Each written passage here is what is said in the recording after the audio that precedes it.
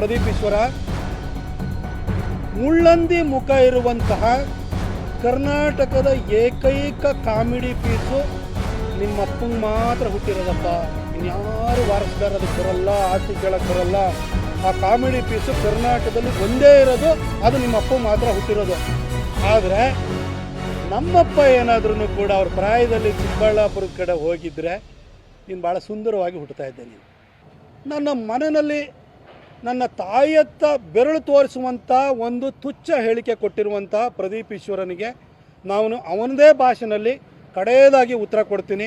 ದಯವಿಟ್ಟು ಕರ್ನಾಟಕದ ಮಹಾಜನತೆ ನನ್ನನ್ನು ಇದೊಂದು ಸಾರಿ ಕ್ಷಮಿಸಬೇಕು. ಯಾಕೆ ಅಂತೇಳಿ ಹೇಳಿದರೆ, ಕಲ್ಲು ಬಿಸಾಡಿರೋ ಹಣ್ಣು ಕೊಡೋದಕ್ಕೆ ನಾನು ಮಾವಿನ ಮರ ಅಲ್ಲ, ನಾನು ವಾಪಸ್ ಕಲ್ಲೇ ಬಿಸಾಡಬೇಕಾಗುತ್ತೆ.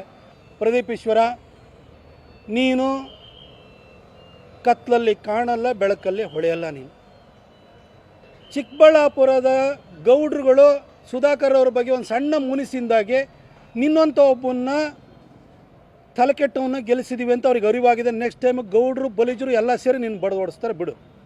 ಆದರೆ ನೀನು ಮೊನ್ನೆ ನನಗೆ ಹೇಳಿಕೆ ನನ್ನ ಬಗ್ಗೆ, ನನ್ನ ತಾಯಿ ಬಗ್ಗೆ ದೃಷ್ಟಿಯಲ್ಲಿಟ್ಕೊಂಡು ನಿಂದನಾತ್ಮಕವಾಗಿ ಹೇಳಿಕೆ ಕೊಟ್ಟಿದ್ದಿಲ್ಲ. ಅದಕ್ಕೆ ನಿಂದೇ ಭಾಷೆಯಲ್ಲಿ ಉತ್ತರ ಕೊಡ್ತೀನಿ ನೋಡು. ಪ್ರದೀಪ್ ಈಶ್ವರ, ಮುಳ್ಳಂದಿ ಮುಖ ಇರುವಂತಹ ಕರ್ನಾಟಕದ ಏಕೈಕ ಕಾಮಿಡಿ ಪೀಸು ನಿಮ್ಮಪ್ಪಂಗೆ ಮಾತ್ರ ಹುಟ್ಟಿರೋದಪ್ಪ. ಇನ್ಯಾರು ವಾರಸ್ದಾರ ಅದಕ್ಕೆ ಬರಲ್ಲ, ಆಸ್ತಿ ಕೇಳಕ್ಕೆ ಬರಲ್ಲ. ಆ ಕಾಮಿಡಿ ಪೀಸು ಕರ್ನಾಟಕದಲ್ಲಿ ಒಂದೇ ಇರೋದು, ಅದು ನಿಮ್ಮಪ್ಪ ಮಾತ್ರ ಹುಟ್ಟಿರೋದು.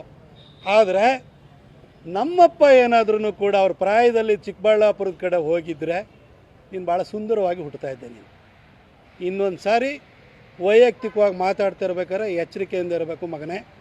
ಇದನ್ನು ನಿನಗೆ ವಾರ್ನಿಂಗ್ ಕೊಟ್ಟು ಹೇಳ್ತಾ ಇದ್ದೀನಿ.